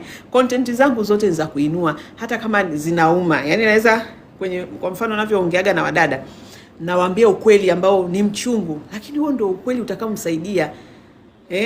Mimi mapenzi au upendo wa unafiki ambao hauwezi kumsaidia mtu sina. Yani sina kabisa, kwa sababu kama neno la Mungu lenyewe limeshatuelekeza, limeshatuwekea mstari, limeshatuwekea boundary kwamba hivi usifanye, unatakiwa kufanya hivi. Sasa kwa nini mimi nianze kuact na kujifanya sijui nini, ushauri na unafiki na vitu vya kupaka napakana mafuta kwa mgongo wa chupa, kumbe unazidi kudidimia. Dada ana longolongo, mwambie una longolongo, na hizo longolongo ndio zitakuweka kwenye umaskini. Unataka kutoboa, toka kwenye hayo maisha, toka kwenye ulimwengu wa giza, kaa kwenye nuru, fanya mambo yako yanyooke, nenda hivi. Ndio hivyo. Kwa hiyo kupendana ni kitu ambacho kwa kweli hakimzuii mtu kitu kingine chochote. Kuna mtu anahisi anakupenda lakini anataka tu basi anajifariji tu kutokana na maumivu alionayo. Kwa sababu otherwise, kama umpendi mtu, kwa nini unapita kwenye page yake? Kama umpendi mtu, why unapita unachungulia vitu vyake? Na umpendi ya nini? Kwa nini ujipe hiyo stress? Usipite ili usione vitu vyake vikaja vikakukera, ukaanza kumtukana mtu bila sababu. Why?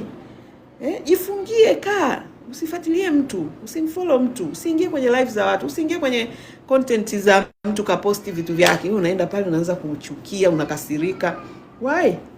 Kwa hiyo mimi sio mtu wa hivyo kwa kweli. Mimi ni mtu wa kuinua watu. Hicho ndio kipaji changu. Ukifuatilia content zangu, ni content za kuinua watu, kunyanyua watu. Haya. So nafikiri nimefika ukingoni tena. Nataka tena niendelee. Kuna mtu alisema, alisema kwa nini naangalia kule? Maana kukaa sasa hivi mtoto ni mzito. Kwa hiyo kuna namna mgongo unauma, unakaza.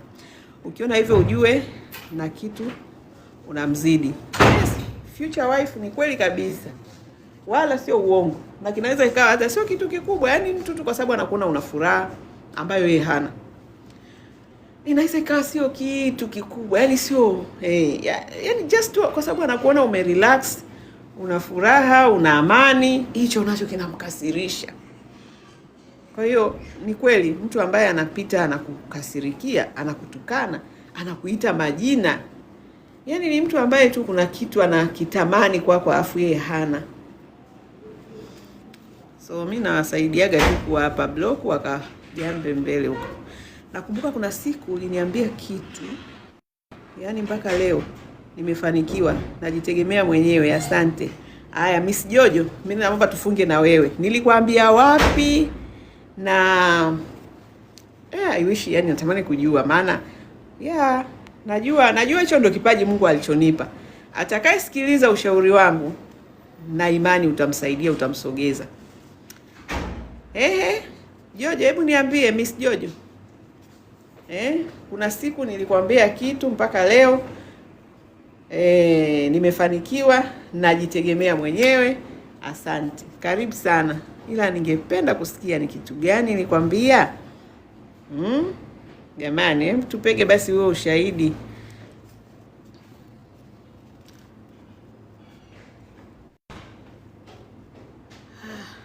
Story gani hiyo? Dajoi, hivi ile story ya yule mama mume wake alimwacha sababu ya mapacha wanne. Story ya siku nyingi. Nakumbuka hicho kipindi nilikifanya muda wakati niko East Africa, sijui kama waliachana moja kwa moja kwa kweli, manake baada ya kuifuatilia nafikiri alipata msaada, alisaidiwa yule mama.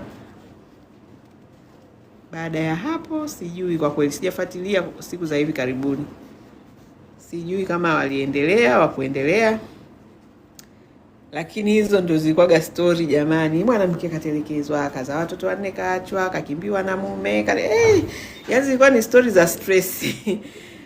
Baadaye nilivyo conclude kwamba hizi stress zote zinasababishwa na umaskini, nikaanza sasa kufanya hizi program za kuhamasisha wanawake kujitegemea kiuchumi no matter what.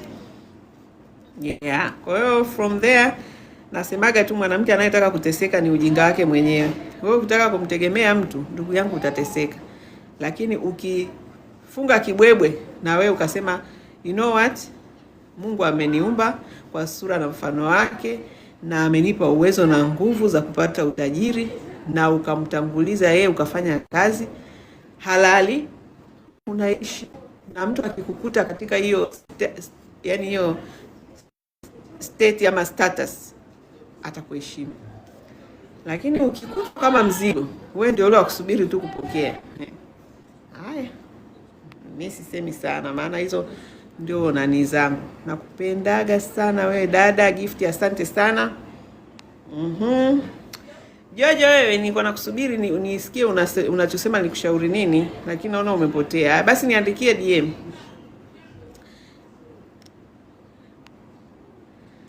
Haya. Kwa kweli adui mkubwa ni umaskini. Ndio hicho ndugu yangu Gracia, yani umaskini ndio adui mkubwa mno. Kama una uwezo wa kupigana na adui umaskini, pigana naye kwa nguvu zako zote. Na wewe hulazagi damu, nampa mtu makavu live. Sasa sijui kama ni makavu live, lakini nafikiri ni ushauri ambao ni wa gharama kubwa sana. Unaweza ukamsaidia mtu mwenye akili, akisikiliza utamsaidia. Ila Watanzania wengi si hawapendi kunyooka. Watu ambao wanaona ni makavu live ni watu ambao wanapenda kona. Wanapenda unafiki ambao hautakusaidia. Mimi huwa nawaambia ukweli. Yaani ni ukweli tu, na Biblia inasema ukweli utakuweka huru. Kwa hiyo ukweli ambao utamweka mtu huru, akiusikiliza anatoka kwenye umaskini. Anaondoka kwenye umaskini kabisa. Kabisa. Mama na kweli kabisa dada. Haya. Dajio inaomba mtaji wa chupi. Mtaji wa chupi ndio nini? Suzi, mtaji wa chupi ndio nini? Hongera Dajoisi. Unatufunza mengi sana na unatutia moyo sana. kupitia wewe ni nguvu sana sana. Jojo, wewe Jojo mwingine, sio yule tena. Haya, asante, nashukuru. Nawatia nguvu sana, na ukweli hiyo ndio nguvu yangu. Strength yangu kubwa, kipaji changu kikubwa. Ukiachilia mbali si kwa ajili ya wadada na nini, kipaji changu mimi ni kuwatia nguvu wanawake, kuwainua wanawake, kuwaongoza wanawake watoke kwenye lindi la umaskini ambalo linawapelekea kukandamizwa, kufanyiwa ukatili, kufanyiwa manyanyaso mbalimbali, kudharauliwa, yani hiyo. Kwa hiyo hicho ndio kipaji changu, au ndio karama ambayo Mungu amenipa, au ndio wito ambao Mungu amenipa.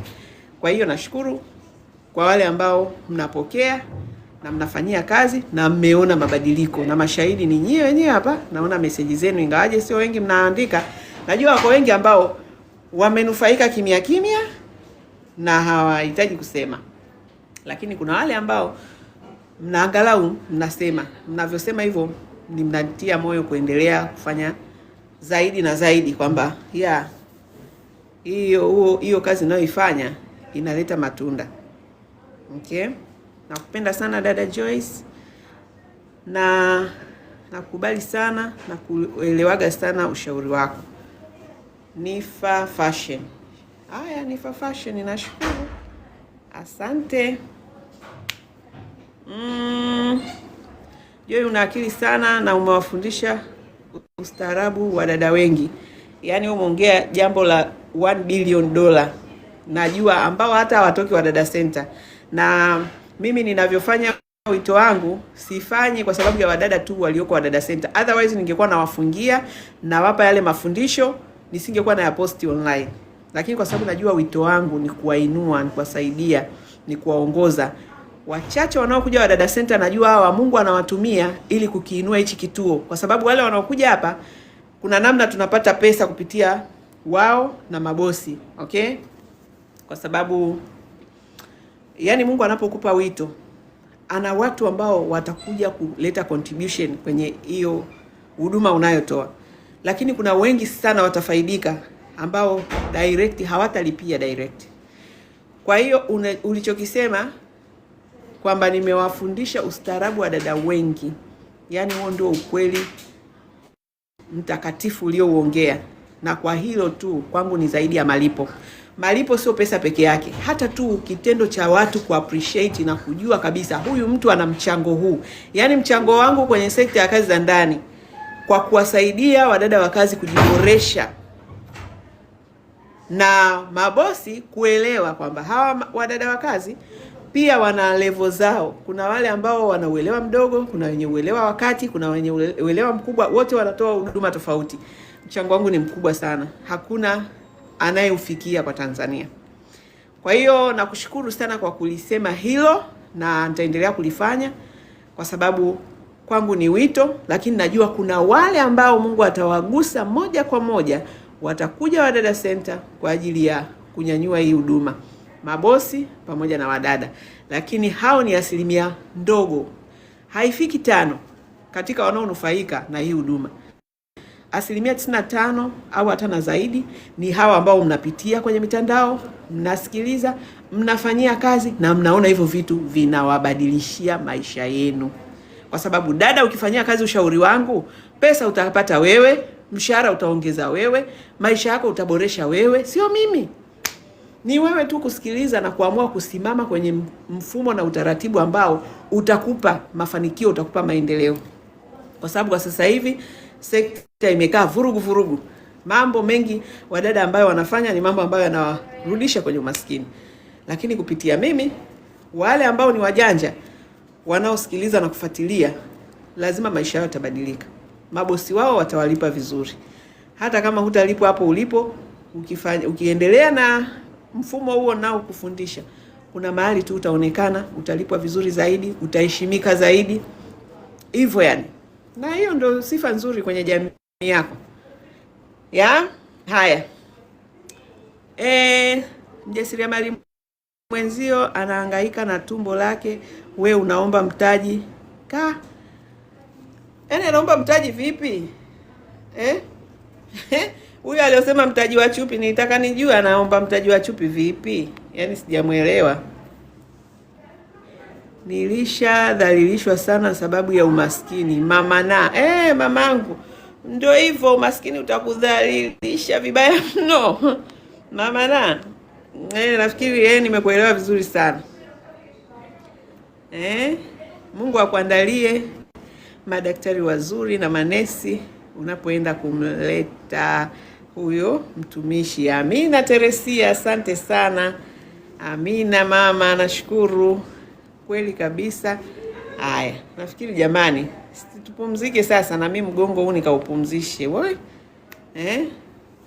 ma houseboy hawahitajiki. Ma houseboy wanaohitajika ni wachache sana. Kwa hiyo uwaga tunatangaza akitokea mtu ambaye anahitaji houseboy. So yani wachache tena ambao ni wanakuaga wa garden. Watu wanahitajiki tu vijana wa garden, lakini kusema eti wakupika na nini ni mara chache kupata hizo oda. Mara chache. Haya jamani, mimi nataka niwaage, maana kwanza mgongo unaniuma sasa hivi kwa sababu ya hili tumbo. Nimekaa muda mrefu hapa. Kwa hiyo nataka niwaage niweze kumpumzisha. Nimekutumia SMS DM Miss Jojo, sawa, nitaipitia. Mama na pole, nashukuru sana kipenzi. Nashukuru, mtoto ameshakuwa mzito huyu sasa, maana tayari asubiri tu siku zake za kutoka. Wiki zake za kunani zimekamilika. Nitapataje namba yako au ofisi yako iko wapi? Ofisi yetu iko Tegeta, namba zetu ziko hapo kwenye profile. Ukiangalia tu profile yangu utaona kuna namba. Na hata matangazo yetu yana namba za simu. Kwa hiyo tutumie message.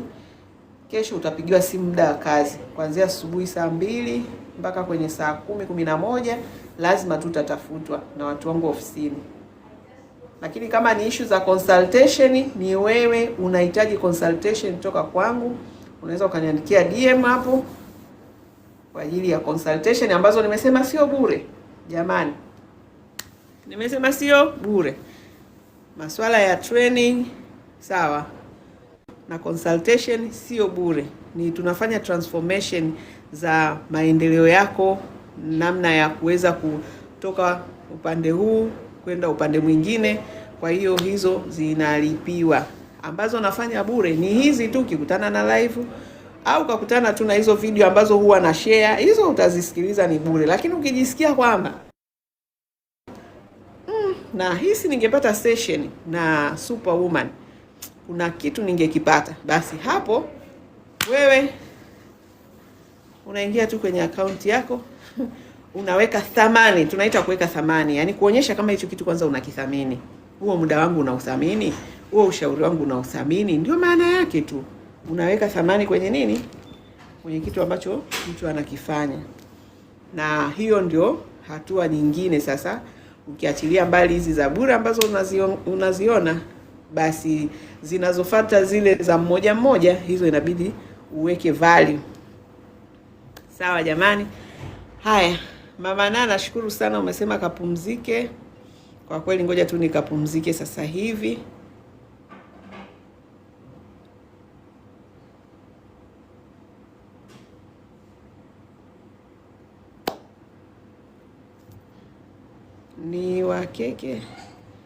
Ni wa kike inawezekana, sijui. Ala kufanyia wepesi. Amina, ni mimba. Tegeta ipo ya Bunju au Goba. Jamani, chukua namba zetu basi.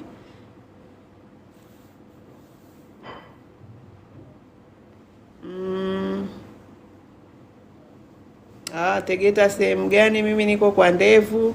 Si tuko Tegeta Nyuki. Wasiliana kwa simu, lakini msipende maswali yote yaishie hapa. Tumia simu. Yaani kama uko serious unahitaji huduma zetu, tumia namba za simu. Unatafuta nini jamani? Nimechelewa. Atazaa mapacha. Jamani, nataka nizae mapacha. Pole na asante sana kwa kutuelimisha kwa mengi. Tunakupenda sana Teresia, asante sana. Nashukuru.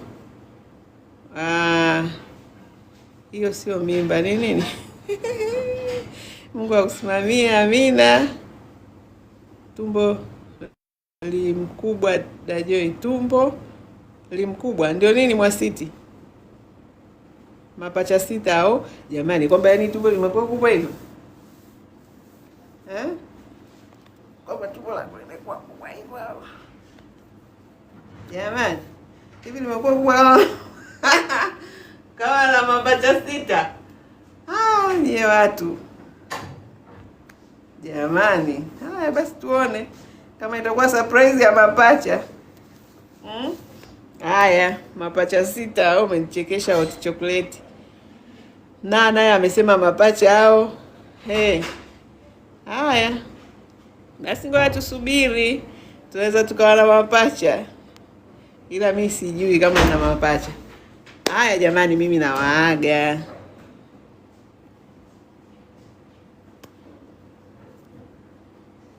Naangalia kama kuna message, lakini naona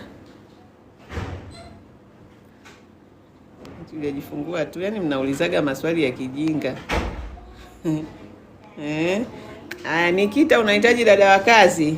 Karibu sana, ila wasiliana kwa simu. Dada Joyce ambao hajui Kiingereza hawapati kazi. Utapata kazi za traditional dada. Traditional dada hahitaji Kiingereza.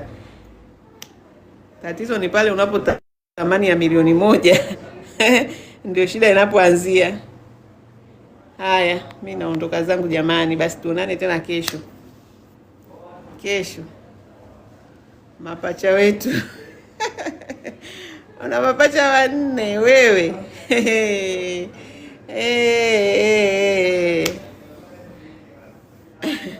Hapana, hii sio nywele yangu Husna. Jamani, naomba tuondoke basi na hii ya mapacha.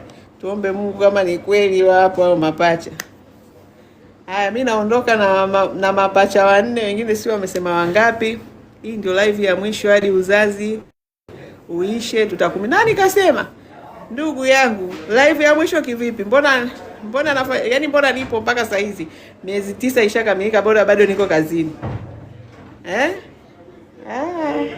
Hata usijali, utaniona tu. Umesikia? Mtaniona tu. Hii hakuna cha live ya mwisho hapa. Hapa kazi inaendelea. Hata msijali. Mmeona jamani, waja wameona nini? Tumbo au? Mmeona mimba lakini inavyokuwa? Mimi nataka mdada. Unaitaka mdada jamani, wasiliana kwa simu. Usijali, hii sio live ya mwisho. Tuko pamoja, yani tuko pamoja kama samaki na maji. Hii sio live ya mwisho, yani kazi inaendelea. Ndio maana mimi napenda sana kufanyia kazi nyumbani. Unajua mimi nafanya kazi nyumbani kwa ajili hiyo, yani nataka kuwa ninafanya shughuli zangu, nafanya malezi. Haya sio yale mambo ya kuchukua likizo si miezi mingapi kwa ajili ya kazi yangu si ya kuongea. Unajua kazi yangu kubwa ni kuongea. Kwa hiyo tutaongea. Nanyonyesha mtoto akilala na kuja tunaongea. Mama B, Kiru nini tena? Wewe Mchaga si umetokea wapi eti Kiru? Kiru ndio nini? Hii sasa ndio mimba. Acheni mambo yenu, nishawaambia. Mimba, mambo ya kusema hii ndio mimba, hii sio mimba, msilete hapa. Hizo vibe sio. Haya, basi tunaondoka na nani kwamba tuna mapacha au wengine wa kike wengine wa kiume, tutaona ni wa kike au ni wa kiume, hiyo tutajua. Lakini wengine wanasema mapacha 6. Tutaona kama tuna mapacha au ni ukubwa tu wa tumbo. Si ndio? Natarajia nipate mdada kutoka kwako. Namba ndo sijui nazipataje. We manka wewe. Yaani namba hujui kuchukua namba kwenye nani yetu jamani, matangazo yetu yote yana namba. We hujaamua tu. Umepaka mafuta gani tumboni dada? Hujapata michirizi. Ninayo. Michirizi ninayo. Ingawaje sio ile lakini michirizi ninayo. Na napaka bioil chini. Alafu nakaa kama dakika 15 napaka kwenye Helen. Hiyo ndo nani yangu ya tumbo. Lakini lina mistari, sio kwamba halina. Sawa, Destiny. Shemu yupo wapi? Yuko ofisini, nilikuwa anahudumia wateja. Utajifungua Jumatano. Wewe mtabiri wewe. Haya, tutaona. Usikute mama yako ndo daktari wangu, unajishaua unatabiri. Haya, ulitakaje? Ndio nini? Sijaelewa. Ukimaliza hapo tu unakwenda leo. Jamani, amina. Haya jamani. Kwa hiyo nikitoka tu kwenye live leba. Nice, umekuwa bonge. Ndio mambo haya ya uzazi. Shikamoo Dajoi, marahaba. Ukimaliza hapo tu unakwenda leba. Haya, amina. Haya jamani, ndiso. Kakimboka akida. Ndugu zangu wametinga wako hapa. Unilete nini? Kungia ndiye udioso au ngaoso. Mimi nakuombea upate vigere. Amina, asante. Kesho unazaa jamani. Ndio hivyo. Wengine kida mnama afani kido maja kuifoguda. Ngiwe de amngendi eso. Naomba kazi eti. Haya, Momo unaomba kazi, wasiliana kwa simu. Utapata maelekezo. Suzi unasemaje? Upo dakika za 90. Yaani iko 90 zimeisha sasa, hizi ni zile za nyongeza sasa. 90 nimemaliza. Kwa sasa hivi niko za nyongeza. Kitawa kinakuja mimi kitawa bana hapana. Labda ujioso. Namba ziko kwenye profile jamani. Nicha kwamba we mnama. Niko poa. Haya, tumehamia kwenye Kichaga. Haya sasa. Sijui ni mbe haya. Sijui ni keku, sijui ni yani hiyo tiki mboka nashindwa kuelewa, naongea na wa kiume na wa kike hapa. Lakini nashukuru jamani. Haya. Vyote umejipanga kupusha au kisu? Vyote. Mtori na kideri. Kideri ni nini? Mama B, mtori. Ila jamani. Mimi nipumzishe kidogo na mitori maana. Joyce. Samani una mdada wa kazi toka Kibaigwa hapo kwa.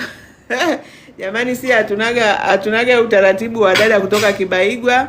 Sijui kutoka Iringa, sijui kutoka Mwanza, sijui kutoka, hatunaga utaratibu. Utaratibu wetu wa wadada ni una majukumu gani, na dada tunayekupatia uwezo wake either ni professional, smart au traditional. Dada wa kufundisha kila siku au dada ambaye anaweza kujisimamia au yule mtaalamu ambaye amebobea. Yaani hizo ndio swaga zetu. Sio ametoka Kibaigwa, ametoka wapi? Huko nafikiri madayali ndio wanaendelea na hizo shughuli. Samani, nakupenda dada yangu, Mungu akutunze. Amina. Haya. Mungu ujifungue salama. Amina. Haya, amina. Haya, jamani.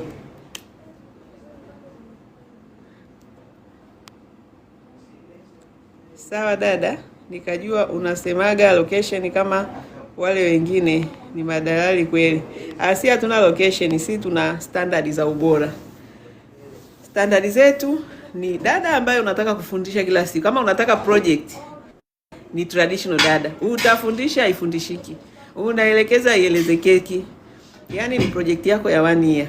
Akibadilika ni kidogo sana. Hiyo ndio mkazi ya traditional. Smart ni dada ambaye unamwelekeza kidogo, ana capture vitu kwa haraka, anaendelea. Professional anakuja tayari ana utaalamu. Hizo ndio standard zetu. Kwa hiyo nashukuru kama umeelewa hivyo. Haya.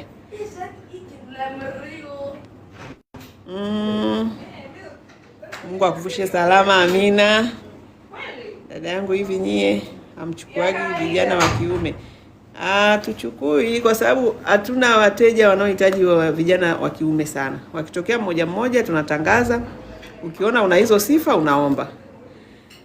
Nitakuja kupikia mtori na kitawa. Mungu akutunze. Ujifungue salama. Asante sana. Ila hiyo kitawa ni nini? Ni kile cha kiburu au?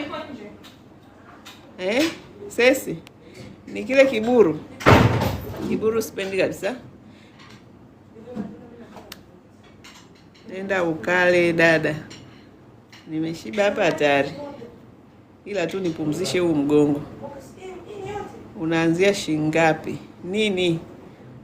Nimeelewa. Barikiwe mno. Yesu afanikishe sana kukulinda. Amina.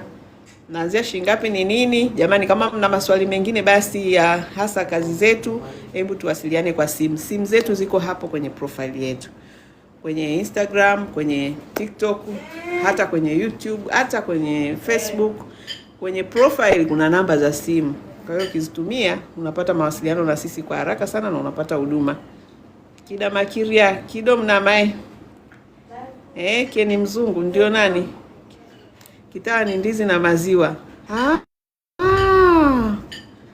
Hiyo ni kimantina ndugu yangu. Mimi mwenyewe ni Mchaga, najua kabisa vyakula vya kwetu. Ndizi na maziwa zilizopondwa pondwa zinaitwa kimantina. Kitawa ni ile kinani inaitwaje? Ile kiburu ya ndizi na maharage, alafu wameweka na magadi kabla hawajaweka maji, ikawa ile nyepesi ambayo ndio inaitwa kiburu. Kitawa ni ile ngumu yake ile. Yaani ile imesongwa na maharage na ndizi na walitia huko nini? Magadi. Sipendi hicho chakula. Yaani sikuwahi kukipenda. Kiburu na kitawa chake sijawahi kukipenda. Lakini hicho kimantina hicho cha kuweka maziwa mtindi na ndizi, hicho kilikuwa ndo my favorite food ya Moshi.